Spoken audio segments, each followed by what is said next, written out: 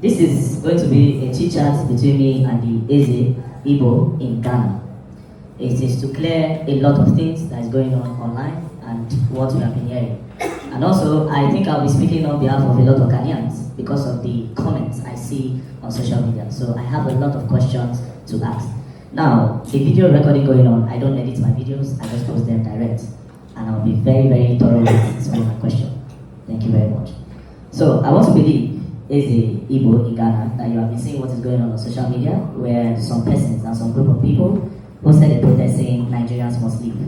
And some way, somehow, your personality, your position is caught in between all of this. They say, oh, there's one man, is the king in Ghana, trying to take over Ghana, establish a palace where they already have a king.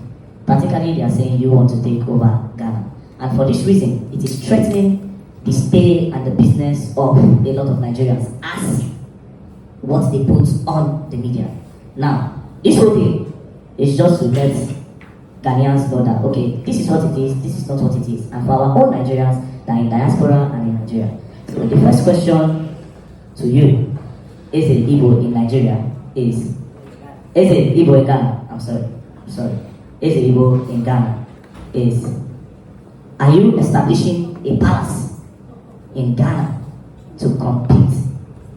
Or what is your position in Ghana? Let's know your position in Ghana first of all. Thank you very much. Yeah, Verydarkman, you're welcome. By the special grace of God, I was chosen by the Igbo community in Ghana to be the SND of Ghana. I am the leader of Igbo community in Ghana. In our language, as our local language, as Igbo Ghana. And there's the Igbo in diaspora did not begin here in Ghana. It's all over the world Igbos are found. Even in Nigeria, we have in Abuja, we have in Kaduna, we have in Lagos, we have in Benin, where I'm coming from. Okay? We have in America, we have in London, we have in Canada, we have in Europe, all over Asia, even in Russia, where there's war going on there. So we have Igbo all over the world. And the purpose of Igbo is for we to preserve our culture. It's for we to teach our culture and our tradition to our people. It's for we to celebrate our festivals. It's for we to bring peace among ourselves. It's for we to help ourselves in our businesses to support each other. It's for we to make sure there's love among us and also teach our people the rules and regulations of the countries where we find ourselves or the state outside the land where we find ourselves. Now, with all these package and many more, these are the purpose of Igbo in diaspora. It's not for political. It's not for a challenge of the host nation or a host state. It is not for the challenge of kings and queens of that land. It's not for challenge of anything, but it is for our own people. Remember, we are 100% in commerce, Igbos. And most of us are not properly educated because our nature of business. Some people cross the boundaries because they don't know the rules and regulations of the country where we find ourselves. For that reason, the structure of the Igbo in diaspora help to teach our people what they don't know. So you cannot cross your boundaries. Now, me sitting down here, I did not make myself the Igbo Ghana.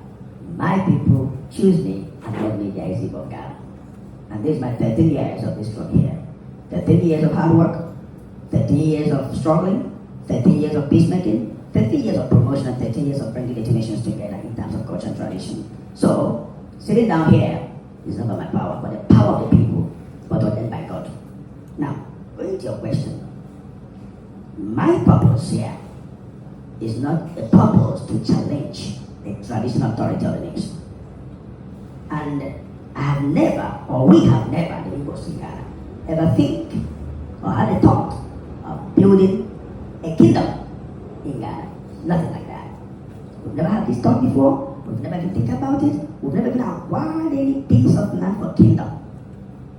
What we did was exactly what's happening now in Ghana. You were in the market yesterday. I want to help you so that your questions will be brief for you. That's why I'm giving you a nice structure yesterday. You were in the market yesterday. Based on Nigerian shops that were locked in the market. This is exactly what happened in 2013. When President Mahama, a competent president here in Africa and around the world, came into office, newly as elected president after the death of his boss, Malcolm X. That's the year of 2013.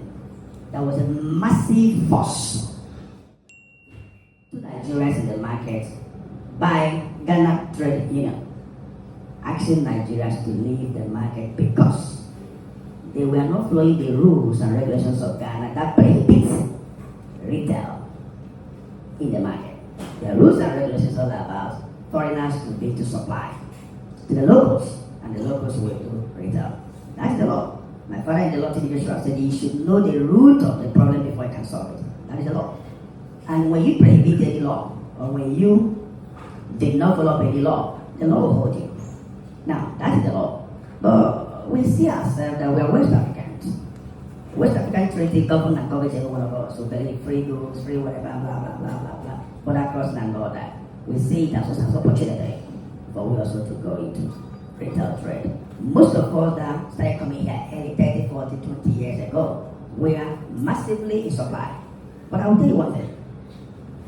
Many a times, some of those who are supplying, when you supply them, getting your money become a problem.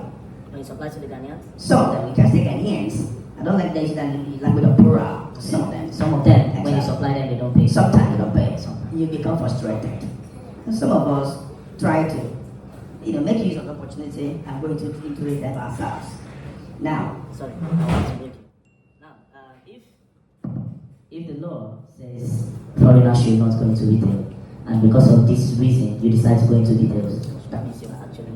That's why I told you. Remember, I told you that the laws prohibit foreigners not to go into retail. Yes. That's why I told you that you need to know the root cause of the problem. So as long, and I told you that when you break the laws will hold you. So as long as we are concerned, the retail we went into is not supposed to be. But I'm telling you that as a West African sub-region, as West African member states, we believe that we can also have that relationship. So at the end of the day, it is still breaking that law. However, I was thinking that why didn't you people maybe try to look for a way to maybe fix the law to work? That's why I'm trying to help people. Okay, I'm coming back. Sorry for continuing. Okay. Let me help you so that your interview will flow very well. Okay, thank you. Now, I said something. I said during this, the Ghana Trade Union realized